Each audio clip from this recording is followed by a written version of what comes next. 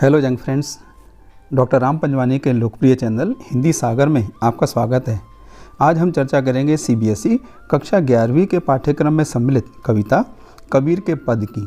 आज हम इसके द्वितीय भाग यानी दूसरे पद की चर्चा करेंगे। कबीरदास भक्ति काल की निर्गुण धारा के ज्ञान मार्गी संत कवियों में सर्वश्रेष्ठ हैं। वे कर्मकांड व भेदभाव के विरोधी हैं। इस पद में कबीर ने बाहरी दिखावे पर चोट की है। उनके अनुसार संसार के लोग अपनी आत्मा में स्थित परमात्मा को पहचानने के स्थान पर उसे बाहर तलाश रहे हैं। वे धार्मिक आडंबर में उलझकर सच्चाई से दूर भाग रहे हैं, सच्चाई का सामना नहीं कर पा रहे हैं, सच्चाई को स्वीकार नहीं कर पा रहे हैं, ईश्वर का मर्म नहीं जानते हैं, इसलिए आपस में लड़ते रहते हैं। कबीर कहते हैं, संतों देखत जग बौराना, संतों देखत जग बौराना, साच कहूँ तो मारन धावे, साच कहूँ तो मारन धावे, झूठे जगपतियाना, देखत जग बौराना। इन पंक्तियों में कबीरदास जी संतों को, सतजनों को संबोधित करते हुए कहते हैं कि देखो यह संसार पागल हो गया है। हे संतों, देखो यह संसार बौरा गया है। इसे सच कहो तो यह मारने दौड़ता है, परंतु झूठ कहने पर उस पर सरलता से विश्वास करने लगता है। वे कहते हैं कि ईश्वर को प्राप्त करने हेतु अगर मैं ऐसे मनुष्य से प्रेम करने के लिए कहता हूँ तो यह मुझसे बहस करने लगता है, लड़ने लगता है। किंतु इसे धार्मिक आडंबर करने को कहा जाता है, दिखावा करने के लिए कहा जाता है, धार्मिक कर्मकांड करने के लिए कहा जाता है, तो यह सहज ही उस पर विश्वास कर लेता है। कबीरदास जी आगे कहते हैं, नेमी देखा धर्मी देखा, नेमी देखा धर्मी देखा, प्रात करे असनाना, आत्म मार पखा नहीं पूजे, आत्म मार पखा नहीं पूजे, उनमें कछु नहीं ज्ञाना, देखत जग बौराना, संतों देखत जग बौराना। महामना कबीर कहते हैं कि ऐसे बहुत से मनुष्य हैं जो धार्मिक नियमों का पालन करते हैं, धर्म के अनुसार चलते हैं। ये प्रातःकाल उठकर स्नान करते हैं। उन्हें लगता है कि तन को धोने से वे निर्मल हो जाएंगे, उनके पाप दूर हो जाएंगे। कबीर के अनुसार ये लोग अपनी आत्मा की आवाज़ अनसुनी करके अपनी आत्मा को मारकर पत्थरों की पूजा करते हैं। पखा नहीं अर्थात पत्थर, यहाँ पाषाण का बदला हुआ रूप पखा नहीं का प्रयोग किया गया है। कुछ लोग पत्थरों की पूजा करते हैं और उन्हें लगता है कि इससे ईश्वर की प्राप्ति हो जाएगी। वे आत्मचिंतन नहीं करते हैं, परंतु धार्मिक कर्मकांड में लगे रहते हैं, दिखावा करते रहते हैं। इन्हें अपने धार्मिक ज्ञान पर गर्व है, परंतु वास्तव में इन्हें परमात्मा के विषय में कुछ भी ज्ञान नहीं है। इन्हें परमात्मा के वास्तविक स्वरूप के रूप में ज्ञान नहीं है। कबीरदास जी आगे कहते हैं, बहुतक देखा पीर औलिया, बहुतक देखा पीर औलिया, पढ़े किताब कुराना, कै मुरीद तदबीर बतावें, कै मुरीद तदबीर बतावें, उनमें उहे जो ज्ञाना, देखत जग बौराना। कबीरदास जी कहते हैं कि मैंने ऐसे अनेक पीर औलिया यानी धार्मिक गुरु देखे हैं जो नियमित रूप से धार्मिक पुस्तकें, कुरान, पुराण आदि पढ़ते हैं और अपने शिष्यों को ईश्वर प्राप्त करने हेतु अनेक उपाय बताते हैं, जबकि ऐसे पाखंडी स्वयं ही परमात्मा को प्राप्त करने का उपाय नहीं जानते हैं।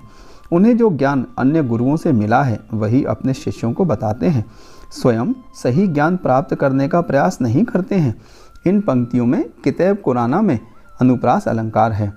आगे कबीरदास जी कहते हैं, आसन मार डिम्ब धर बैठे, आसन मार डिम्ब धर बैठे, मन में बहुत गुमाना, पीपर पाथर पूजन लागे, पीपर पाथर पूजन लागे, तीरथ गर्व भुलाना, संतों देखत जग बौराना। इन पंक्तियों में पीपर पाथर पूजन में अनुप्रास अलंकार है। कबीरदास जी इन पंक्तियों में कहते हैं, बहुत सारे लोग आसन मारकर बैठे रहते हैं, वे अहंकार के कारण ऐसा करते हैं। उनके मन में बहुत घमंड भरा रहता है। कुछ लोग पीपल आदि पेड़ों की पूजा करते हैं, पत्थर की मूर्तियों की पूजा करते हैं। उन्हें लगता है कि ऐसा करने से परमात्मा की प्राप्ति हो सकती है, जबकि कुछ लोगों को लगता है तीर्थ यात्रा करने, अलग अलग स्थानों पर बने धर्म स्थानों में जाने से ईश्वर प्राप्त हो सकते हैं, किंतु वास्तव में ऐसा संभव नहीं है। अगर ईश्वर प्राप्त करना है तो हमें उसे अपनी आत्मा में खोजना होगा। जो लोग मात्र बाहरी दिखावे में लगे रहते हैं, कबीर उनके बारे में कहते हैं, टोपी पहरे माला पहरे, टोपी पहरे माला पहरे, छाप तिलक अनुमाना, साखी सब दही गावत भूले, आत्म खबर न जाना। इन पंक्तियों में भी साखी शब्द ही में अनुप्रास अलंकार है। इन पंक्तियों में महामना कबीर कहते हैं कि कुछ लोग अपने सिर पर विभिन्न आकार की टोपी पहनते हैं, मस्तक पर अपने पंथ की पहचान वाला टीका लगाते हैं, जिससे वे दूर से ही पहचाने जा सकते हैं कि वे किस मत या पंथ के अनुयायी हैं, किस संप्रदाय को मानने वाले हैं, उनकी पूजा पद्धति कौन सी है।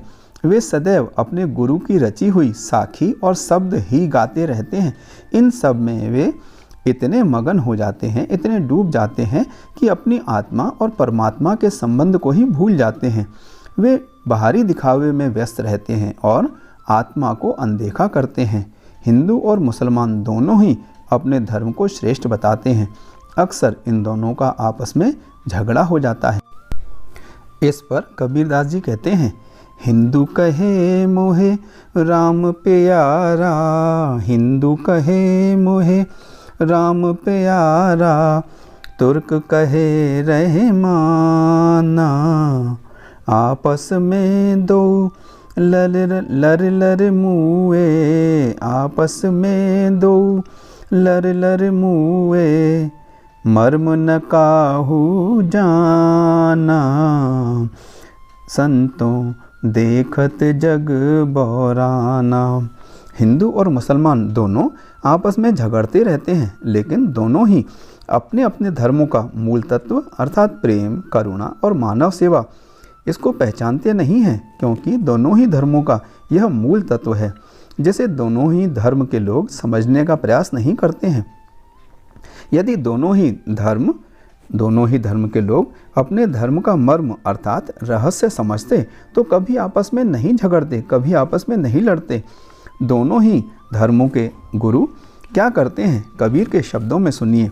कबीर कहते हैं, घर घर मंतर देत फिरत हैं, घर घर मंतर देत फिरत हैं, महिमा के अभिमाना, गुरु के सहित सिक्ख्य सब बूढ़े, गुरु के सहित सिक्ख्य सब बूढ़े, अंतकाल पछताना, देखत जग बौराना, संतों देखत जग बौराना।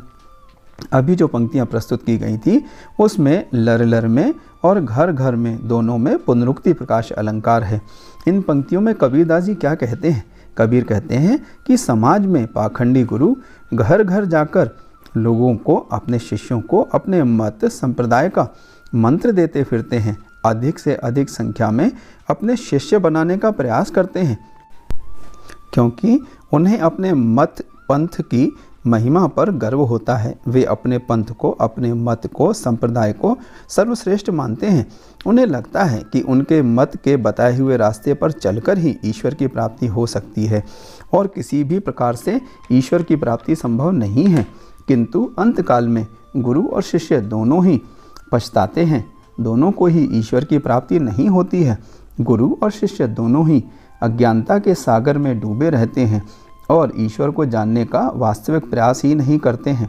इस पद की अंतिम लाइनों में कबीरदास जी कहते हैं, कहे कबीर सुनो हो संतों, कहे कबीर सुनो हो संतों, ई सब भरम भुलाना, केतिक कहो कहा नहीं माने, केतिक कहो कहा नहीं माने, सहजे सहज समाना, संतों देखत जग बौराना, संतों देखत जग बौराना।